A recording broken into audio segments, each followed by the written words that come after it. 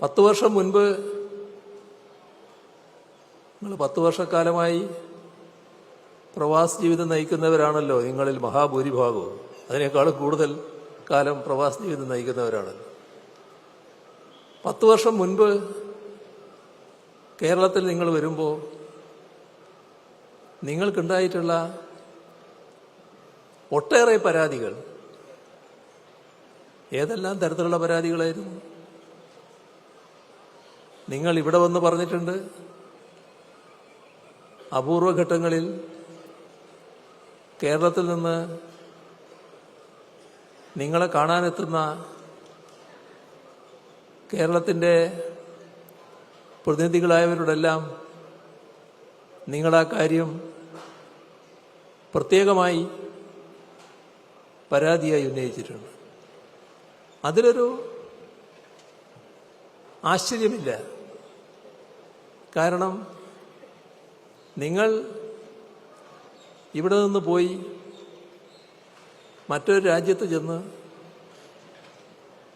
അവിടെ ജീവിച്ച് പ്രവർത്തിച്ചു വരികയാണ്. എന്നാൽ സ്വന്തം നാടിനെക്കുറിച്ച് വലിയ അഭിമാനബോധമാണ്. നാട് നല്ലതുപോലെ അഭിവൃദ്ധിപ്പെട്ടു വരണം എന്നാണ് എല്ലാവരും ആഗ്രഹിക്കുന്നത്. പക്ഷേ ഓരോ രംഗവും നിങ്ങൾ ജീവിക്കുന്ന സ്ഥലത്തെ സാഹചര്യം, ഇവിടുത്തെ നില, അത് വല്ലാത്ത പ്രയാസമുണ്ടാക്കുന്നു. ഒന്ന്, യാത്രയുടെ ഭാഗം. യാത്രയുടെ കാര്യമെടുത്താൽ അന്നത്തെ കേരളം വലിയ പ്രയാസത്തിലായിരുന്നല്ലോ. നിങ്ങൾ നല്ല സൗകര്യമുള്ള റോഡുകളും യാത്രാ സൗകര്യവും കണ്ടവരാണ്. ഇവിടെ വരുമ്പോൾ പണ്ട് നിങ്ങൾ പോകുമ്പോൾ അത് ചിലപ്പോൾ ദശാബ്ദങ്ങൾക്ക് മുൻപ് തന്നെയാകാം,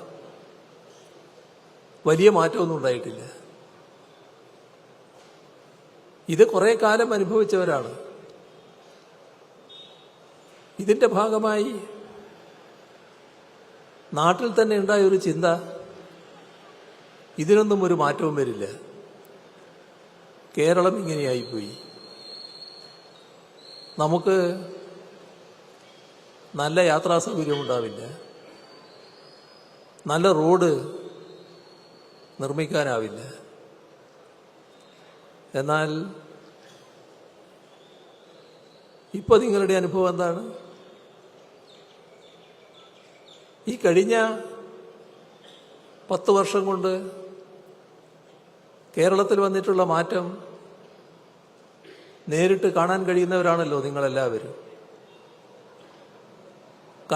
മനസ്സ് കുളിരേ നിങ്ങളത് കാണുകയല്ലേ? നമ്മുടെ നാട്ടിന് വന്ന മാറ്റം, എത്ര വലിയ മാറ്റം! ഒരു കാലത്ത് ദേശീയപാത നമ്മുടെ കേരളത്തിൽ യാഥാർത്ഥ്യമാകില്ല എന്നാണല്ലോ ചിന്തിച്ചിരുന്നത്. അത് യാഥാർത്ഥ്യമായിക്കൊണ്ടിരിക്കുകയാണല്ലോ. അടുത്ത മാസം അതിൽ ഏറ്റവും പ്രധാനപ്പെട്ട ഭാഗങ്ങൾ ഉദ്ഘാടനം ചെയ്യപ്പെടാൻ പോവുകയാണ്. ആ നിലയിലേക്ക് കാര്യങ്ങൾ എത്തിയിരിക്കുന്നു.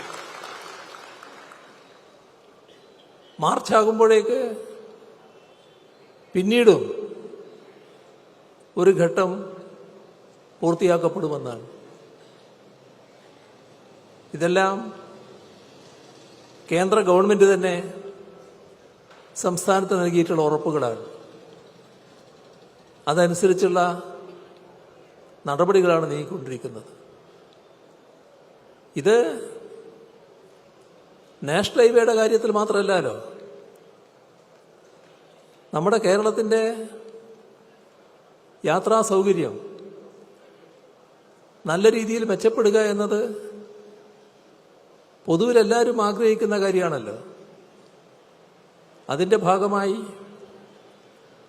കേരളത്തിലെ റോഡുകൾ, പാലങ്ങൾ, ഫ്ലൈ ഓവറുകൾ, ഓവർബ്രിഡ്ജുകൾ ഏതെല്ലാം രീതിയിലാണ് വന്നു കഴിഞ്ഞത്. വലിയ മാറ്റം വന്നല്ലോ. നമ്മുടെ കേരളത്തിൻ്റെ മലയോര ഭാഗം, ആ മലയോര ഭാഗത്ത് നല്ല രീതിയിൽ യാത്രാ സൗകര്യം ഉണ്ടാകുന്നതിന് വേണ്ടി മലയോര ഹൈവേ,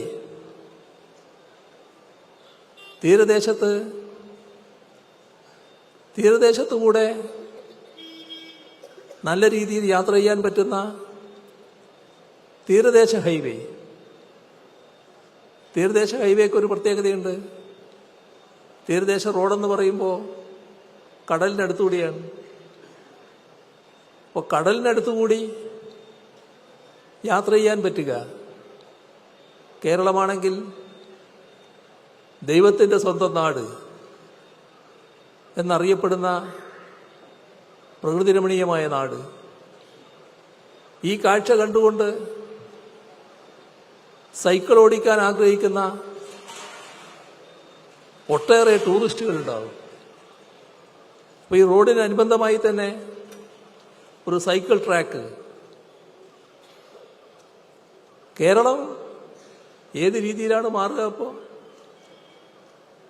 ഇതിന് രണ്ടിനും, മലയോര ഹൈവേക്കും തീരദേശ ഹൈവേക്കും 10,000 കോടി രൂപ